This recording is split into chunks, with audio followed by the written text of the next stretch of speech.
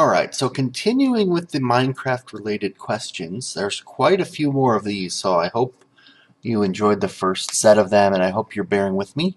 I will get to random questions, personal questions, and jGazMom's questions at some point. Okay, Bongo Tess asks, why do I think Minecraft is so popular? I think that the root and what it all boils down to is that it is a sandbox game that doesn't get in your way. If you want to play their straight game, you can. If you want to design the heck out of it and make an elaborate map or a server or a minigame, you can. If you want to do something in the middle, you can. It's easily accessible by the community through YouTube and downloads, and that sandbox nature. The game itself is so simple, it's blocky, that it doesn't get in your way if you want to make it your own. And, it's almost like Legos. They're simple, and yet there's a structure to them. When I buy a Lego set, and I do still buy Lego sets, we've got several big giant bins of Lego sets that have been collected since I was a kid, and through my older son's collection, and now Matthew's collection. We got a lot of Legos, and the sets that I had the most fun with as a kid were the simple sets without all the fancy shaped pieces and stickers on them. It was my imagination that I put into the Legos and turned a simple rectangle into a castle or a dragon or whatever it was. Sponge, another frequent YouTube commenter of mine, says, what was your motivation when you start to design Minecraft maps? I'm going to combine this question with a few other people. So BRAN asked me how did I discover the mapping side of Minecraft. Drops asked me what got me into map making, playing, and reviewing. That guy, Matthias, said, what got you into map making, reviewing? Where do you get inspiration to do the 600 Minecraft map reviews? Drops said, where do you get inspiration for your maps? I'm going to combine all these together. It's a story I've kind of told before, and it's not a simple answer, but I'm going to give an abbreviated version here. So first and foremost, Yogscast Shadows of Israel was my first introduction really to YouTube, but also to what Minecraft custom maps could be. Shadows of Israel, if you're not familiar with the series, a bunch of guys built a world, and they basically were doing it on a multiplayer server. They each decided to play a character, and Simon and Lewis of the Yogscast thought they were playing on a survival multiplayer server, and then started running into these NPCs and realized that they were being given quests, and then they were sort of pseudo role-playing and playing out this storyline. And I know about what was scripted behind the scenes and some of that good stuff, but that basically showed me that hey, you can make a world, put someone in your world and play it. And one of my longtime passions was being the storyteller or game master or dungeon master in tabletop role-playing games and online role-playing games. And basically these interactive stories that I've been doing all my life with other people, I saw Minecraft as a beautiful way to bring those visually to life as well. So when I first started, I wanted to create something like Shadows of Israel, and it was going to be for YouTube, and it was going to be something where I had a server and I let other people come on and experience my storyline every once in a while, and I played all the characters and that sort of thing. It sort of, at the time, my dinky little laptop and my capabilities limited me to creating some custom maps. And it's kind of funny that I say I was limited to creating custom maps. But I created custom maps based on two worlds that I'll point out at this time that were really part of my own fictional, very rich fantasy background. One was really set in or inspired by the Dark Tower world, and it was called Fear in a Handful of Dust. It's basically a Wild West sort of Wild West meets supernatural sort of theme, and I think it holds up today. it's pretty good build, set in the desert, sort of Wild West town. Had a lot of fun building it. And the other map is my take on Wonderland from, Alice in Wonderland, and bringing that into the Minecraft world. Both of those maps were sort of me taking some early passions and translating them into Minecraft, putting my own spin on it. I've always tried to push the envelope with creating Minecraft maps. In my superheroes map, I wanted to create something where you play 6 different characters that have different superpowers, and I wanted to leverage mods, and I wanted to make, a modern day build that looks nothing like Minecraft. You can also see this in my Mars mission map, which is really inspired from bedtime stories that I used to tell my son Matthew. We used to play a lot of Lego Mars Mission together, and then as a bedtime story, I would tell him the story of some characters that he made up. Names were Jet, Porkchop, and he's gonna be disappointed I'm forgetting the third character's name, but he had names for all of his little minifigs, and yeah, I used to tell the story over and over of how they landed on Mars and they were going across the surface and picking up some readings of these, what they didn't know what they were at the time, but green power crystals, and then discovering the green power crystals in this canyon crevice, and their presence, it became alerted to the Martians who were hiding underground, and the ground fell out from underneath them and they fell down into this canyon, and then the war escalated from there. So um, some of my motivations and what also inspired me to do so many map reviews as part of this question. There's a couple different things. So once I started making maps, I wanted to get the word out and I wanted people to try them and play them. And so a lot of what I did in the Minecraft forums before I had a YouTube channel and before I really knew how to promote was just word of mouth. I would go play other people's maps so that I could post in their forum thread and give them feedback on their map. And just by the fact of me having my post there, I was hoping that people would click on my signature, lead them back to my forum thread, and then find out about my maps. So it was sort of a way to advertise my own maps indirectly. And then I started doing YouTube, and actually Prof Snape was one of my early Minecraft friends, and we had the opportunity to meet in real life, and we were having dinner one night, and I had just kind of gotten into formally reviewing my maps as opposed to informally, and he gave me some advice that really sticks with me all the way to this day. Anytime I think about quitting Minecraft, I think back to his conversation, and we talked about the fact that some YouTubers get big very quick, and some Minecraft people get big. But another way of just being out there and staying relevant is just keep doing it and basically outlast everyone else. And so, kind of through that conversation, I sort of set in my mind that I was going to outlast any other map reviewer out there. And at this point, I think I have um, the closest second would be Fellonius the Wizard, which kind of brings me back to, again, when I first started reviewing maps and putting my maps out there. Fellonius the Wizard reviewed my maps, and he found some flaws in them, and helped point them out to me, which I'm eternally grateful for. And I remember looking at him and looking at Calm Apple Snake and some of the other people that were early reviewers of maps, and thinking, my strategy should be to keep my friends close, but my enemies even closer.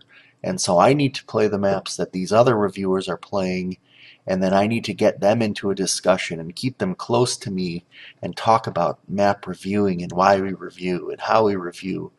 And then, whatever they're doing, I need to be able to top it. So it was a bit of a competitive nature that probably didn't come out, or hopefully didn't come out in my posts, but it's always kind of lurked behind the scenes. And I'm really proud to say that my time with Fellonius and playing his maps has really developed into a true friendship that, over 3 years later, across the globe, we have a lot of fun together and laugh and hang out, and we are of different generations, we are of different nationalities, different political views, and yet we have become really good friends. So, what keeps me in and what keeps me inspired to continue to do reviews is that community and the larger community. And I have not reached the end of my creativity and what I think I can bring and put into custom maps and put into custom experiences in the game, whether it's a clever way to do an LP or a simple device or a whole map. The creative wellspring is there, the community is there, and I think that's what motivates me to keep on going. Similar question, but this is a little bit off of the Minecraft and into the YouTube realm. Omic Foamy, who is a nice guy. I was going to say a nice map maker, but that word nice is so crazy. Omic Foamy is a custom map maker, plays Minecraft, does inventions. He wants to know who were my earliest Minecraft channels that I watched. Well, clearly from what I said before, Yogscast was really the first that I subscribed to. I'm almost positive that when I created my channel, the first thing I did was subscribe to them. I think one of the second people that I subscribed to was jGazMom, because I had just played Aaron of Mansion at the time, and he was doing some LPs. I can't remember really, and I tried to look on YouTube. I can't really see who I subscribed to second, third, fourth. But my general theme was that I was subscribing to anyone who played my maps. So that would range, from a YouTube person I've never heard about, but came to my forum set thread and said, "Hey, I played your map. Here's my YouTube channel." Boom, automatic subscription. Every couple days, I would do a YouTube search for my name or for the names of my maps and instantly subscribe to those people. Anyone who subscribed to me, I would automatically subscribe back. Uh, I got to a point where I had something like 512 is the number that sticks in my mind. Channels that I was subbed to, and I wasn't watching nearly any of them. Well, I shouldn't say any. I wasn't watching, 10% of them. And I got to a point where I felt like, I want my subscribers to be people that are watching me, and I really only want to be subscribed to people I'm watching, because my sub list is filling up with videos that I don't care about. And so I went through and I just cleaned all that out, and I got down to about 100 channels that I sub to, and I will generally watch all of their content. And from time to time I add more, and if somebody hasn't posted in 3-4 months, I will probably unsub. But my earliest Minecraft channels were really stemmed from maps, and has really still been the focus all the way till now. B-Ran also asked me, how did I discover YouTube? I think I've kind of covered that above. And just incidentally, I did not do or watch any YouTube outside of Minecraft until I met Sean V. Martin with my Mars mission map. So probably by the end of 2011, I was just getting into non-Minecraft channels, mainly through things that Sean was recommending, and certain musical groups and certain other videos.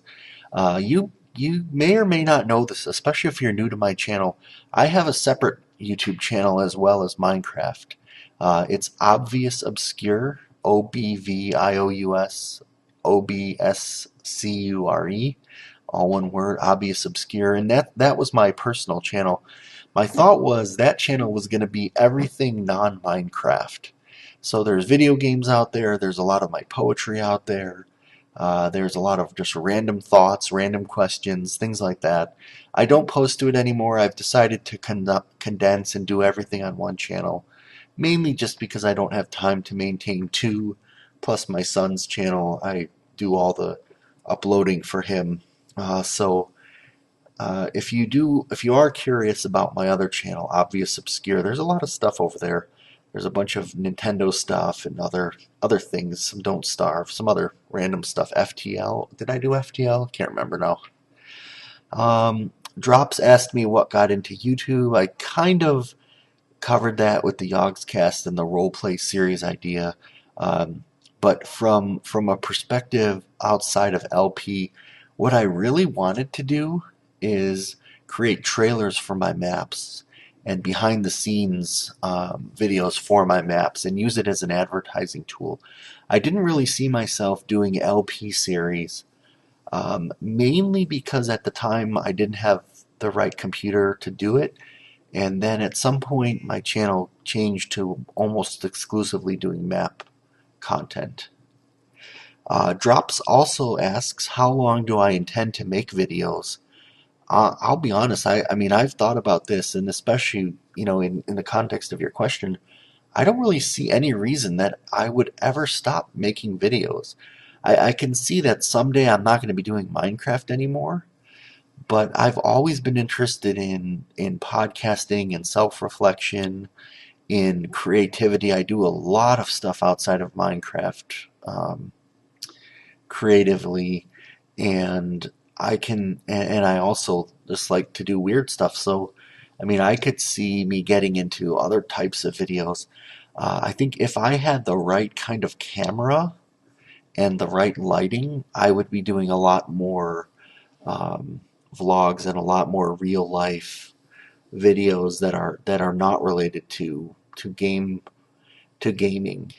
So yeah, I don't really see an end to making videos, and I hope if I do morph my content that I can keep the right subset of audience with me, and we can grow together. So Nurgle Bunny asks a question. This is related to my Color of Infinity survival series, and he's specifically asking, does the stipulation feel more rewarding than when using commands and third-party tools? So I think what he's saying is, because I'm doing this in vanilla, no MC edit, no third-party tools, no creative mode, etc., is what I'm building here more rewarding than what I've built in my previous maps? The first thing I'm going to say is that the biggest thing that I miss right now, the one thing that I do wish I could put in would be command blocks. And I will tell you the specific reason I'd like to put them in this map is because I want the command block text output for NPC dialogue and narration. So, for example, you step on a pressure plate and you get a little message in your chat saying, the blah blah blah NPC says, "Hey, you over there, you've got some toilet paper hanging off the bottom of your shoe," or whatever it is. Right now, I'm limited to doing that through signs and through in-game books. Those are really the only two methods I can use at this point. So I'm missing command blocks, absolutely for sure. When I think about new scenes, I actually think of them in terms of the NPC dialogue, and I think of it as a command block, and I have to keep telling myself, wait, you don't get a command block. You're going to have to be a little more clever than that. That said, so is it more rewarding what I think I'm going to be able to pull off because I don't have the use of those tools? All things considered, I'm actually going to have to say no. It won't be quite as rewarding for me personally. I'm super proud of what I've done so far and where I think this is going to end up. But what I'm not doing is I am not transforming the entire world. I'm purposely taking a section of existing world and adding accents to it. So you are very much going to see Minecraft underneath this map. Whereas if I point you to Grinchmas or even Mars Mission with the resource pack that I had, it was so much more immersive because I transformed the entire world. And in those games, you don't necessarily, in my opinion, feel like you're playing Minecraft, but a whole separate game. And so I'm not quite going to reach that level in this map because I'm purposely setting it within a Minecraft world.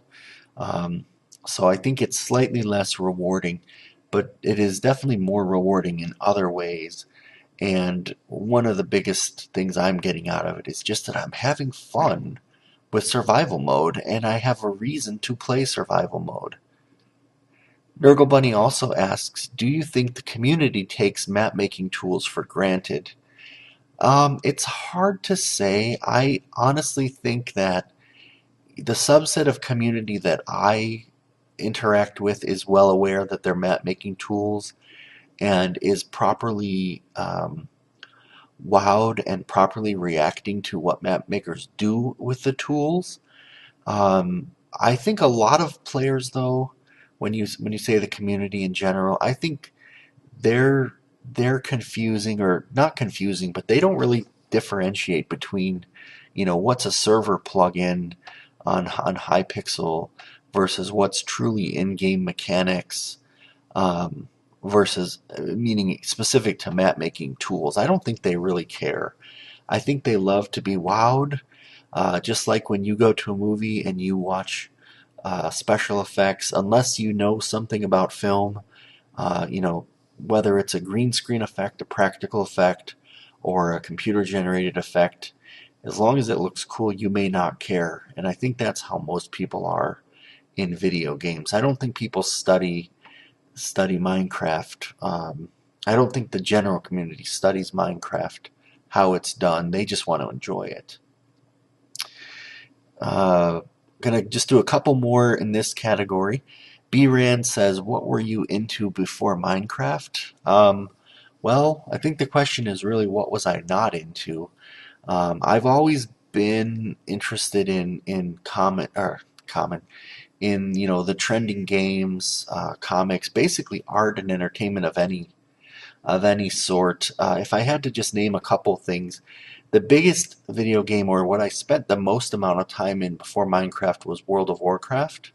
I played that since early beta up until the January after Cataclysm came out, and so I was big into that. I've always been a Pokemon fan since it came out in the US.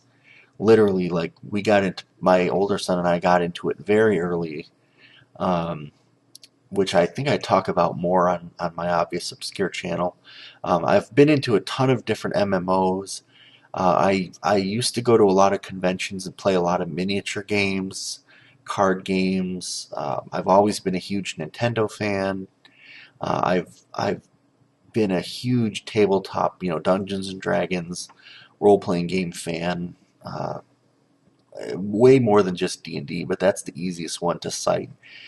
Comic books, poetry, books, movies, you name it. I mean, I've pretty much been into any popular media, and expanding it to my own sort of experience level, um, outside of just what you buy in the box. I'll do one more from BRAN. As a map creator, what is your favorite in-game feature, command, or tool? I have to say, as a map maker, command blocks. I mean, I'm not going to specify which command I think is my favorite, but just having command blocks at all was such a big departure from what we had before. Um, it's kind of an easy answer, and I would also say, okay, besides command blocks, what I used to, what used to be my favorite was my World Edit wand. World Edit being a mod for Minecraft, so I don't know if that counts, but it would basically let you manipulate blocks in very quick succession. And if you look back at my channel, a lot of my early build videos were all World Edit, and I think I could do some pretty cool stuff, but that wasn't vanilla either. So what's my favorite feature, other than command blocks?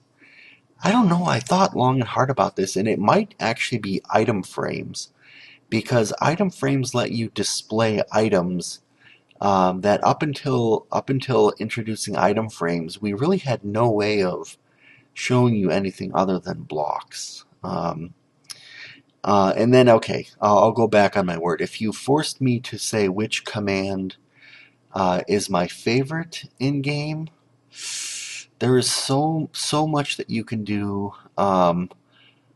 I kind of feel like the /game rule command might be my favorite because it does let you set up the world in such a way that you can convey a lot of other things. But ask me tomorrow, I'll probably answer something different. So again, I'm at about 24 minutes, and I'm still not done with the Minecraft related questions. All right, we've got a list of questions that I kind of considered more of a personal nature, and I'm just going to dive right in. Some of these may end up having a little bit longer stories. We'll see. The first one is from Dadon, another longtime YouTube friend, map maker. We've played maps together. He wants to know, what do I do in my day job? I'm going to be honest with you guys, I kind of dread this question um, because I do need to keep my day job separate from my public Minecraft life. I'm in a pretty high profile field from a fact that I serve clients. I do consulting work, which basically means I manage people and I make a lot of PowerPoint slides. Those people are typically doing testing work, testing of software. Um, Sometimes I do manage other people as well. My work does involve a lot of travel, so most weeks I travel. I leave home Monday morning and come back Thursday night, and am only home with the family Friday, Saturday, Sunday. And it is a completely separate life from what I do online. Um, I actually have to get special permission to do YouTube at all uh, because there is a public opinion point to it that could reflect back on my company, and they want to make sure that they kind of understand my whole financial situation because of the clients that I serve, etc. That's about all I can say about it, to be honest. But I love it, and it is a separate life from what you see here. And not many people, or at least no one that I know of, other than my boss's bosses who approved me doing YouTube, um, actually know that I have a channel, or at least no one has brought it up to me in the past couple years, which is a little bit surprising because I know that they do more and more YouTube now, and I've had dinners where people will tell me that their kids play Minecraft, and I honestly, sit there and I go, "Oh, that's cool. Yeah, my kids play Minecraft too." And I don't really talk about Minecraft with people at work. I used to talk about World of Warcraft quite a bit because I was playing the game, and I when they say what games do I play, I talk about other games, and I sometimes mention Minecraft, but not what I'm putting into the game. And maybe that's a whole topic for another time. But it's, I would say, very different than most people watching this video. I can only think of one, maybe two other people that might be watching this that could identify with what I'm actually sort of referring to here. Next question is from Q Magnet. This one's pretty cool because I do think about this kind of stuff a lot. Very self-reflective. But what is the earliest memory you have of yourself? Um, as far as I can remember, the earliest memory that I've always had of myself is being at Disneyland, and I think I was around 4 years old because my sister was 2 years younger than me, and she was still a baby in a stroller. And I asked my parents if I could push her stroller. I don't know why I wanted to, but I wanted to. We were at Disneyland, and I specifically remember the kind of stroller that it was. It was one of those collapsible ones, and I remember rolling forward across sort of like a cobblestoney sidewalk or street, and there were some stairs ahead of us, and I remember my parents having to take her down the steps because I was too little to do it. So I think I must have been about 4, maybe 5 at the most, and then she would have been 1 or 2, something like that, because she was still pretty little. And I've seen a lot of pictures of myself as a baby and as a young one, and I can't quite put an age on most of my memories. I kind of vaguely know what order do they happen in, but that one seems to be the earliest. Next question is from Sponge. What did your family say about your YouTube career? Except that Matt complains because he wasn't allowed to play the computer again. I mean, I don't consider YouTube a career. It's definitely a hobby, but they're very supportive. I mean, I try to keep my Minecraft time to time that I'm not spending with the family. So, after they go to bed or if they're not home, maybe I'll even try to stream. Um, but I try to, family first and then fit Minecraft in. They're all, I've obviously, my wife and I have been married almost 20 years, and Matt's been alive 11, etc. And they know that I need these creative outlets to be myself, and so they're very supportive. Um, in general, also it's kind of nice because YouTube brings in a little bit of money, unlike past hobbies where I've spent tons of money on cards or miniatures with really no return until you get out of that hobby and you sell like a $500-600 worth of stuff for like $20, and you never quite feel right about it. But my grandmother and my aunt and my sister and my nephews love the idea that I'm putting YouTube out there because they just like to watch me talk, or hear me talk and share things that they don't get to see. So that's been very nice. Um, that's been very nice as well. And I think my son Matt is at an age where he's got his own friends now and they do their own things. He doesn't need dad as much anymore as a best friend. So he does his Minecraft thing and I do mine, and occasionally we'll do stuff together, but he gets it. And, you know, my wife, she doesn't play games. She's never been a gamer. She'll never be a gamer. But she's just awesome. So, David Moulton, who is the lead, I guess you could say, of a podcast that I enjoy called the Landcast and the Dune Saga podcast, and he's played a Minecraft map with me. He wants to know when we're going to play Mission to Mars Adventure in the Yogs Pack complete mods together. Uh, that is a tall order, so I would love to play with you pretty much any time that our schedules would match. I'm not huge on mods. I don't play a lot of modded adventures. I do like to check out a mod every now and then, but not in any sort of long-standing series. But yeah, if I mean, a lot of times you or others that want to do something with me have to shoot me an email, propose a day and time, and if my schedule can meet it, I'll be there. Um, but yeah, I'd love to play more with you. Roska Cosmin has actually a bunch of questions here, and I'm just going to go through them fairly quick. What is my wife's name? Her name is Lynn. What kind of car do I drive? It's a Nissan Pathfinder. We just bought it because our previous car, which was a big giant minivan called the Nissan Quest, broke down. We really didn't want to invest the money it would take to fix it, and we were pretty much at the end of our car payment. And so we're like, well, we're already used to having the car payment in the budget. Let's just switch to something we like. We like the Pathfinder, and ended up that the car payment is less than our old one, so that's what I have. Now, I don't drive it that often. I pretty much only drive it on Saturdays when I take Matt to swimming or whatever and go to the grocery store, um, and then drive the family around to like functions. But during the week, because I travel out of town for work, I pretty much rent a car and I get whatever I'm given. So, during the week I drive whatever kind of car I get, and then weekends it's our Pathfinder. Um, and I'm not a big, huge fan of driving. I would rather be a passenger. So, for whatever that's worth.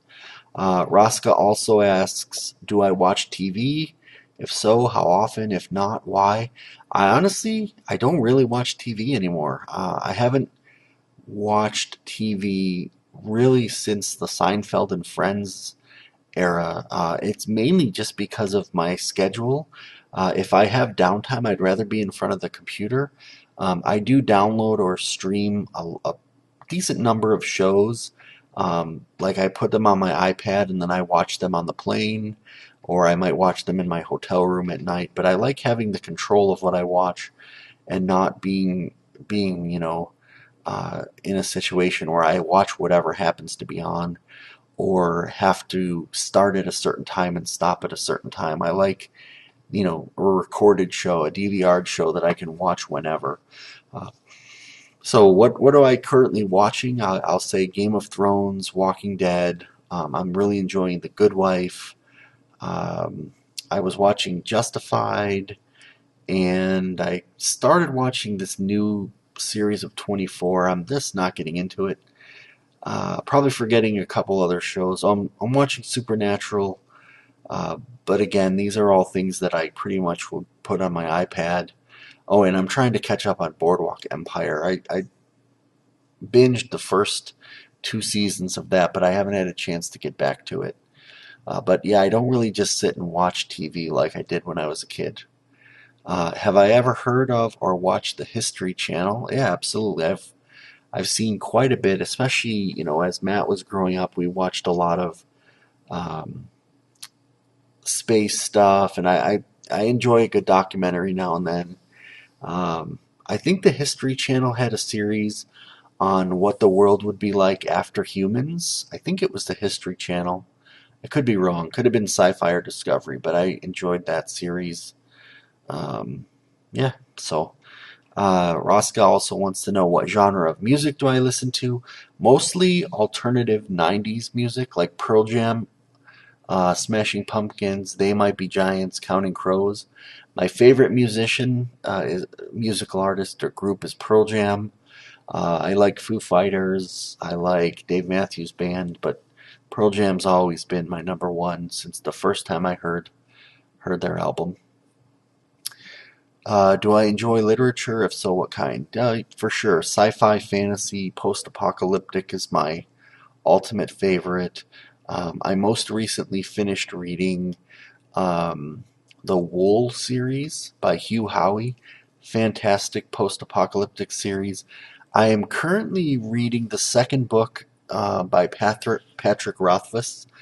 His first book was The Name of the Wind. His second book, I'm forgetting the title actually, um, but it's good. It's good stuff. It's fantasy, magic, in a you know, uh, Game of Thrones. I can't wait for that next book to come out. I've been a long time Game of Thrones fan, and I am eager to pick up the new Jim Butcher book, which is the Harry Dresden series. That's modern day wizarding stuff set in Chicago. It's a fantastic series. And the new book actually just came out, I think today or yesterday. There was a signing near my house, but we ended up not going to it. Uh, we had some conflicts going on, but yep, I like to read. Do I like traveling? What is my favorite place to travel? Well, I travel every week for work, so like the travel part itself is sort of like just kind of happens. I don't really think about it anymore. I do like to go to California, particularly Southern California, where the weather is always a nice 70 degrees, beautiful, palm trees. I don't get to see a lot of palm trees where I live. Um, the ocean, I love the ocean and beaches, and I would love to go. I would love to go at some point. Um, I would love to go to like a tropical island, like a Bahamas or Hawaii or somewhere, and just be on the beach for like a couple days. But I haven't really had the opportunity to do that. So, um, yep. Two more of these types of questions. One from Ross Cosman. Have you ever heard of Romania? What is my opinion about it? I've heard of it for sure. I don't know terribly much about it. I'm not really good at geography, so I kind of know that it's in Europe, but I couldn't point to it on a map. I know a little bit about Bulgaria, which I'm thinking might be near Romania in the Black Sea. I know that through a person at work who told me a little bit about Bulgaria, and through Generic B, who moved from the U.S. Actually, he used to live within a couple miles of me, and he moved to Bulgaria, where he lives currently. And so that's about as close to Romania as I can get. I hope I haven't offended anyone by comparing those two countries. I really don't know that much about it, but I'm curious, always curious. And the last sort of personal question before I get into jGazMom's slog of questions is by Gaspar Jack, and he says he would like to know my setup. He means my PC, keyboard, mouse, etc. I record on a Doghouse PC. Doghouse Systems is uh, a company that makes custom gaming PCs. I heard about them through listening to a lot of podcasts from the Frog Pants Network, particularly The Instance, which is a World of Warcraft podcast. And they're a pretty small company with amazing, amazing customer service. And when I decided to make an investment in a PC, because actually for about, geez, man, probably like 15 years I was on laptops. Well, yeah, no. Probably about 15 years actually. And I didn't even own a PC. I just had my laptop. And I decided to invest in a PC because I wanted to do more recording, specifically for Minecraft. And I called them up and talked about what I saw online, and I was like, Alienware, Dell, like some of these other known companies, um, I've had good experience with, but uh, I for whatever reason I just felt like Doghouse was the way to go, and I love the machine, and they're good people. I can email them questions, and they research and help me out quite a bit. Um, Other than that, I have a lot of my peripherals are Logitech. I have a Logitech wireless keyboard. It's not the quietest. I actually have tried a couple quiet keyboards, but I don't like the layout, the ergonomics of where the keys are. This keyboard that I have, I don't know what it's called actually. Oh, it's a K350. I love everything about it except the noise, but I'm willing to live with it because it's comfortable. I have a mouse, a wireless mouse that came with the keyboard. Actually, it's an M510, very simple mouse, scroll wheel, nothing special there. But I like the way that the scroll wheel clicks as you scroll it. So when I'm playing Minecraft and I click scroll up and down between my hotkeys, it kind of clicks into place so I don't overshoot too often. Whereas a couple other mouses that I've tried, the scroll wheel is smooth and it's harder to stop on the item that you want. Uh, my webcam is also a Logitech, and I don't know what model it is, but I really like it, and I kind of use it as my primary microphone nowadays. I have a Logitech G35 or G50, G35 headset. Um, it's okay. The microphone is really quiet. You can definitely tell the difference between when I'm on my headset and when I'm on my webcam. The webcam picks up the sound of the room that I don't like, but I think it picks up my voice better than the headset, especially when I can't be super loud if I'm recording at night while people are sleeping. Also, the G35 headset, um, it feels very tight around my ears, and sometimes it gives me a headache. But that's kind of my setup. I think that before this year is done, probably during the summer, I am going to get a nicer mic with a pop screen and like a more professional mic. Um, After we move, I haven't done it yet, but I'm pretty sure I'm going to do that. And that's about it for now. So those were the personal questions.